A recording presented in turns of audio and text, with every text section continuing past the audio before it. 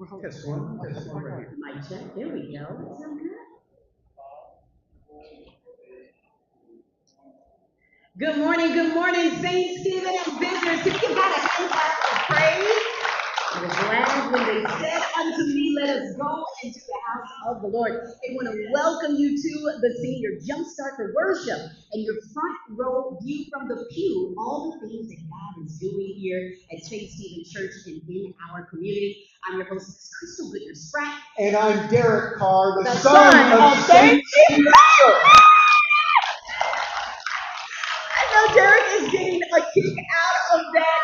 Hey, Derrick is on vacation this week. We miss you. And Pastor Ken is going to hold it down just for a little bit, Derrick Carr. Bless you, Derrick. Enjoy your day wherever you are. We're thinking of you. God bless you. Absolutely. We want to say hi to everyone again that's watching online, but also we have got a special guest, Max Mitchell, and we're also streaming live on his platform, Stay Live Streams. We've got a very important conversation that we're going to be having coming up here in a bit. Something big happened in our city Monday, and we're going to be talking about the after effects and where we go from here. But you've got some interesting, important information. That's something that's going to be launching again at our church. Oh, watch this, St. Stephen Church. We're looking for Sunday school. Oh, once again, Sunday school. Okay, look, watch. In so many churches across America, Sunday school has become the stone that the builders rejected. Yeah. Right? There's a whole lot of churches that don't even have Sunday school. But watch, we're stepping up for Sunday school, and we're going to have a big launch September the 7th. September 7th, right? Going to be back to school, going to be celebrating HBCUs, and we're going to have, listen, 1,000 people in Sunday school. Wow. 1,000. And that's just where it starts. That's 1,000 on campus. We're going to have 500 online. Wow. So if you're online, if you're part of our online congregation, we want you to know, get ready, because Sunday school is coming. And it's okay. I don't want you to think of Sunday school like back in the day Sunday school. Why was it I had that question? I've been to Sunday school. Oh, well, okay. Well, this is for you. This is for anybody who's not been in Sunday school for a little bit, because you know what? We're taking a deep dive. Now we can have like the Sunday school lessons that we have had traditionally. Those are still available. So if you're in a Sunday school class and it's feeding you right where we are, that's fantastic. But we're also adding a deep dive part of Sunday school, and it's going to be called the B.J. Miller Theological Institute. Amen. And so we have Reverend Dr. Chad White, who leads our religious studies department over at Simmons College of Kentucky, Louisville's HBCU, is going to be with us, and he's going to be giving leadership to a whole bunch of Sunday school classes. Now watch. The B.J. Miller Institute is going to roll like this. It's going to be 8 classes of 6 weeks each, right? So there's going to be different topics that come up, and in the 8 o'clock service, here he is right here. Look there. That's Dr. Chad White right there. And he's been telling us about some of the classes that are going to be coming up. Reading the Bible from the margins. He's going to be doing a series on Exodus and the black presence in the Bible. All these kinds of lessons going to be coming out. Absolutely. And so now until September, you guys are going to be joining us on the scene every week to kind of let us know what's going to be taking place, previewing for us all of this wonderful information. If people want to stay connected, to sign up and learn more, how can they do that? Amen. You can text, you can reach out to us at connect@ssclive.org. You can just see me in the hallway, or you can email me, kjokes@ssclive.org. But we want you to be a part of this wonderful and growing opportunity. Amen. And thank you so much for the opportunity to come on and talk about Sunday school. All right. Let's give it up for Pastor Ken, the other son of St. Stephen. All right, well, today, you all, you know how we do it here on the scene. We talk about things not only happening here in the church, but what is impacting our community. And this morning, we're leaning into a story that continues to break hearts and open eyes. On Monday, former LMPD officer Brett Hankinson was sentenced to nearly 3 years in federal prison for using excessive force during the 2020 police raid that took the life of Breonna Taylor. The sentence was 33 months, and it comes 5 years after Breonna was killed in her own home, 5 years since the city erupted in grief, and 5 years of protest. 5 years later, right? Hankinson was not charged in her death, but for the bullets he fired blindly into a neighbor's apartment that night. The Department of Justice recommended just 1 day in prison, but the judge went further, but for many, it still does not seem like justice. So today we're asking, where are we now? What has changed? And what do we still need to do? To help us unpack it all, I am so blessed to have three people that were definitely part of the movement. Three powerful voices, and let me go ahead and introduce them. Up first, hello, Stay Live Streams. Stay Live Streams. Your creator, Maxwell Mitchell. He's a streamer whose raw, unfiltered footage gave the world a front row view into Louisville's uprising. Up next, Miss Aprile Hearn, a community leader and Metro Council candidate now, who stood with the Taylor family from the very beginning. And we got our girl, Miss Nikki Lanier, a former corporate executive who left it all behind to launch a global equity firm dedicated to her work to systematic change. Let's welcome today's guest, everybody. Well, first, I want to start with Monday. Monday, I know everyone was on tiptoe anticipation to see if the Taylor family, Breonna's family, would finally get justice for what happened 5 years ago. April, I want to go to you because you were outside of the courthouse when the verdict came down. What was going through your mind? So, oh, actually, I had went on inside. I was able to go in and be there when they had their discussion. And inside the courthouse, all of my attention was on this prosecutor. There was a change in prosecutors. I was in the first two cases. The first two court hearings, 2023 and 2024, and those prosecutors did an amazing job at pulling evidence to support their case that Brett Hankerson violated the civil rights of Breonna Taylor. However, the prosecutor that we had on Monday acted as if he was on the defense team.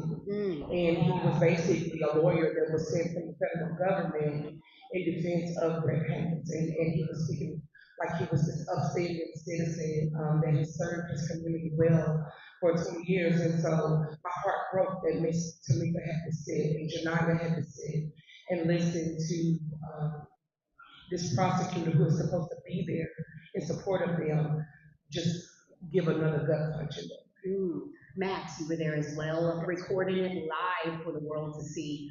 Where was your mind at? I want to be clear that I wasn't recording the federal court case because there's no cameras involved, but I am sitting in that sentencing hearing was, as Aprile Hearn was stating, was just jaw-dropping. 2 days or 3 days maybe before that, there had been an article released that the Department of Justice recommends 1 day of prison time. And then, as April said, the prosecutors was replaced and pretty much emphasized that in that sentencing hearing as he spoke. You know, it was almost as if he was doing a filibuster at first, the long-winded spiel and argument that he gave, and then at the end recommending that. I just couldn't believe it.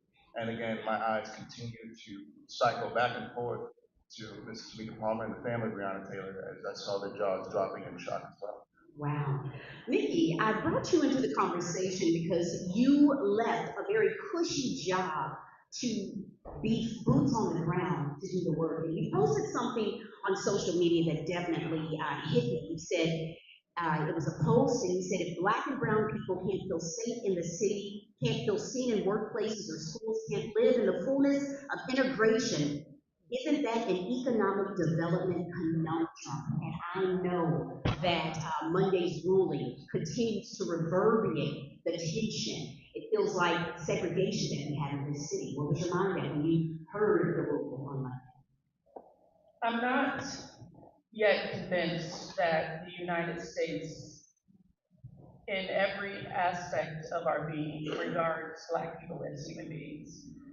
I think that is the fundamental chasm that we've all faced, that we've been reckoning with. Is I don't know that that's yet decided in the hearts and minds of our brethren.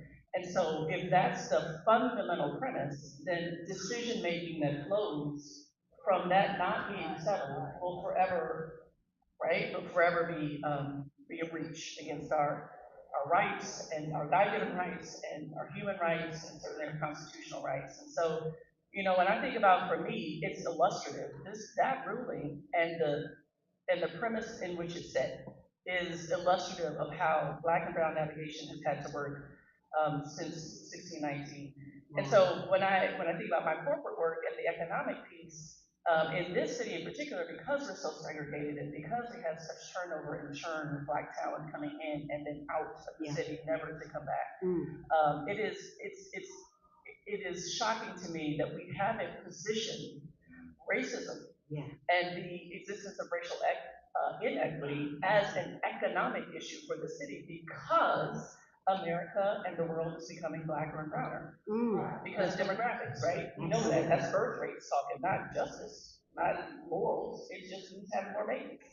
So we have to be able to court and retain the talent that the city needs in order to flourish economically, and we can. An interesting conversation, and you put your ball in the ring, and I think that that's something. It gave me an aha moment, and like you said, if we have Black talent in the city, we're definitely not retaining it, and we're not attracting it. And we know that Simmons College of Kentucky is doing a wonderful job of drawing people in. But how are we going to keep them? I want to go back to 2020, and me and Max used to be co-workers at a radio station.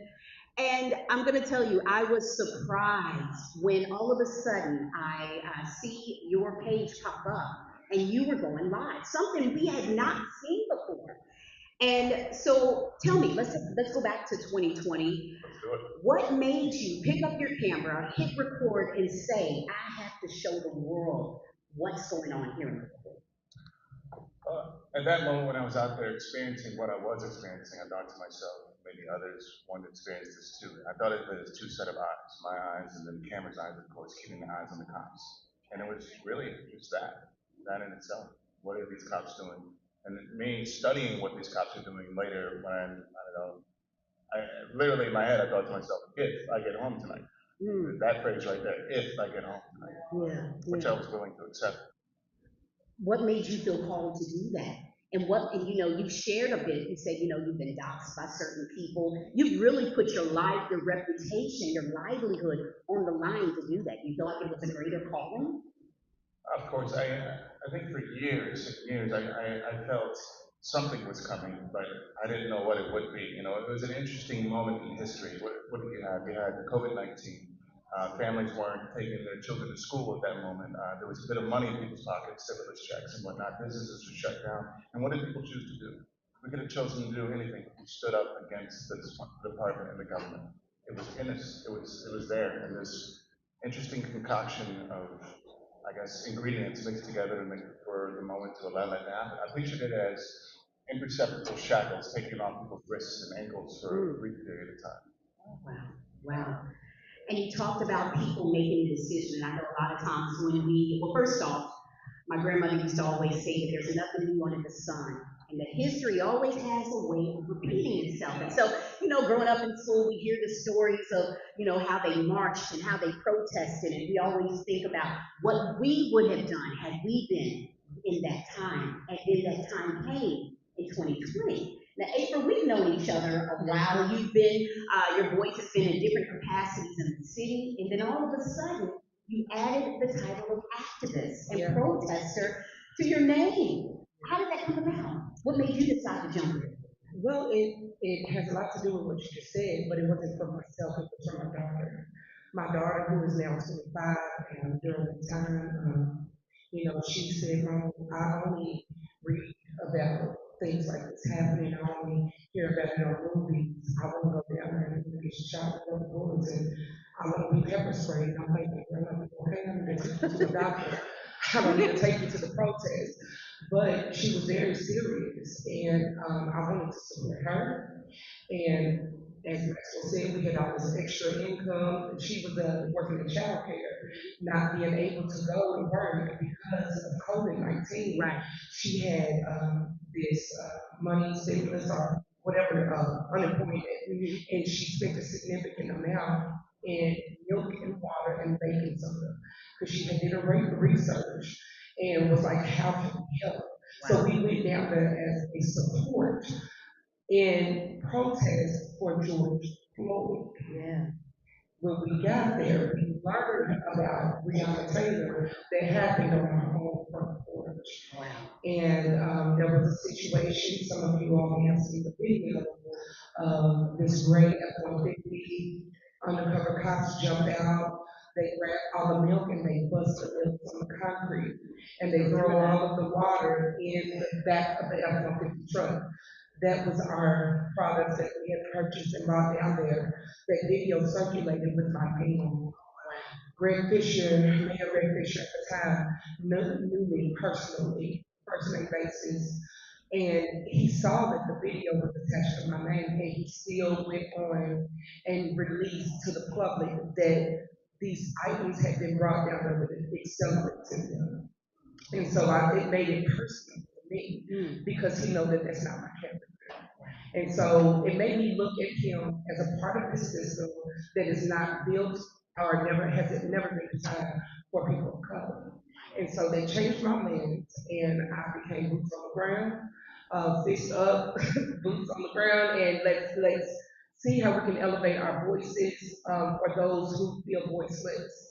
And that came along with organizing direct actions and putting rallies together and being the voice for the community. And Nikki, shortly after Breonna Taylor's death, I want to shout out Hannah Drake. Hannah Drake is the one responsible for asking those questions back in March of 2020 when Breonna Taylor was murdered in her home. And she was the one that was asking the questions. And shortly, like you said, a lot of people were marching for George Floyd. And what was the other gentleman's name? Auburn. But it was Hannah that said, what about Breonna Taylor? Yeah, Right. absolutely. Nikki, you left the corporate world and launched Harper Slade, firm rooted in equity and transformation. What called you to this work? What made you think that now is the time to do this?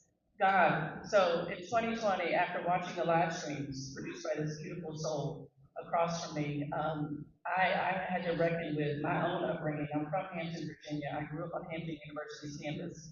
My parents were college professors, but both of them were in an organization called SNCC when they were in college, Student Nonviolent Coordinating Committee.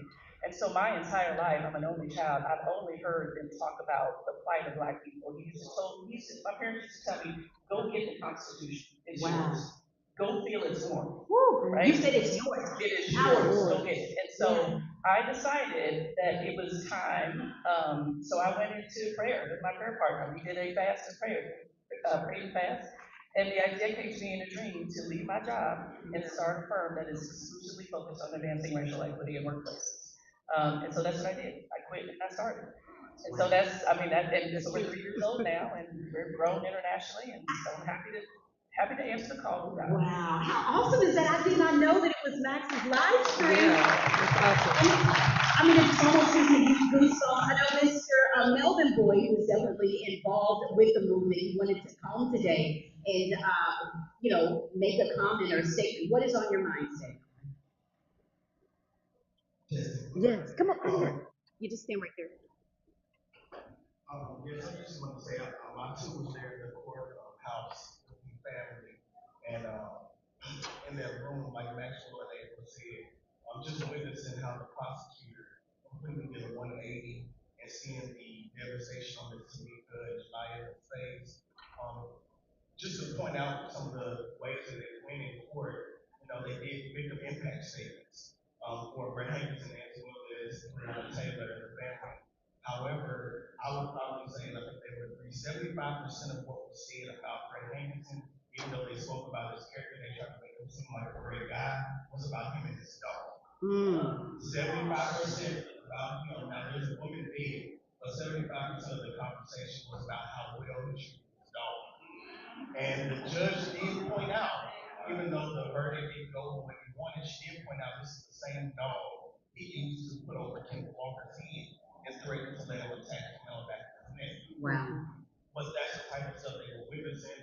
And I made a post about feeling, as activists, feeling a sense of loss, a sense of, just why are we doing this anymore after that? And it really, really hurt. But, just trying to keep the faith and continue to work. But it was a hurtful day, but we continue to, push forward. Thank you, Melvin. Wow. Listen, guys, we could hold a whole hour conversation. Our time is just about up. I want to hear from each of you quickly, though. What is this journey? Talk to me about purpose and what is next for you moving forward. Where do you see the next 5 years, Max? Good question. My mind goes, and again, like you said, it's been out and Right. that question. My mind goes to looking toward new ways of being there for one another, mutual aid, dropping egos, and thinking about, not what can I have, but what can I share with community members, neighbors, things like that. I want to direct to a podcast, a series of podcasts, 1 Million Experiments. And they have people across this entire country trying new ways to detach from the government and ways that we can be there for one another, help each other out, friendly fridge, ways, reproductive justice, things like that. But yeah, many things I could say, but finding new ways to be there for one another. Absolutely, Max. Tell people how they can continue to watch your live streams. They're watching right now, but how can they continue to follow you in your work? So on many platforms, you can find it on Stay Live Streams, to play on live streams and Stay Live. But Facebook, Maxwell Mitchell, and if you see me out and about, tap my shoulder and say hey. But yeah. All right, April, you are moving from, I love what you said, from protesting to power. Talk about what you're doing right now and where you see yourself. Yeah, so right now I have made a conscious decision to run for office. I am running for Metro Council, District 5. Thank you. And that comes from making that conscious decision that the narrative can be changed around how activists are seen, dismantling the narrative that we are against a system. It's not that we're against it, we want a better system.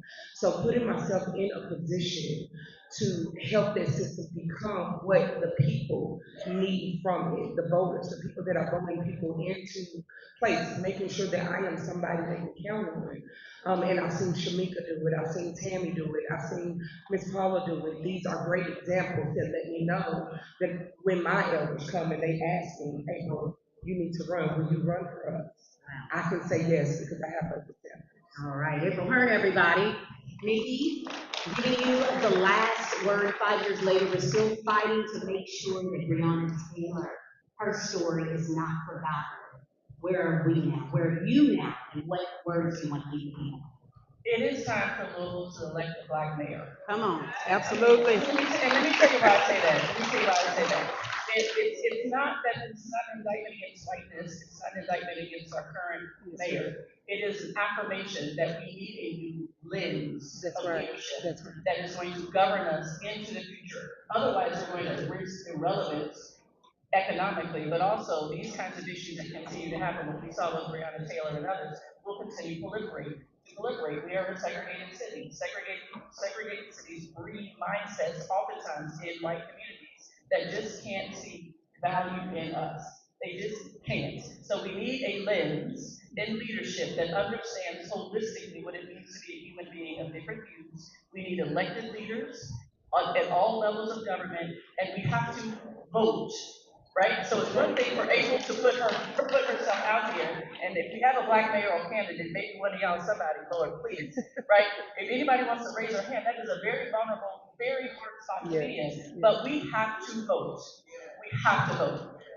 All right, and Nikki, how can people follow you? You got something interesting coming up in Lexington. Give your social media information, how people can find out more. That's right. Okay, social media is Nikki Lanier everywhere, and then or Harper Slade. There's a documentary coming up next month that we are featured in on redlining. It's produced out of this organization called Black Yarn. It's going to be in Lexington, so you can check out Facebook. You can check out blackyarn.com.org.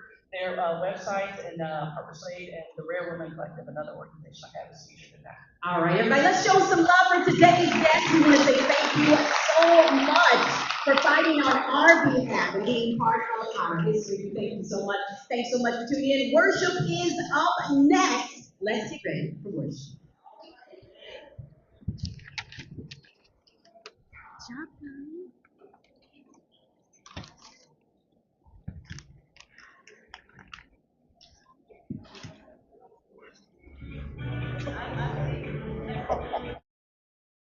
Through every note, every performance, the arts connect us. The arts connect us through joy and through awe, bridging cultures and generations. From intimate theaters to the grandest stages, the arts bring us together, reminding us that we're never truly alone. When we experience the arts, we experience each other. Kentucky Performing Arts. The arts connect us.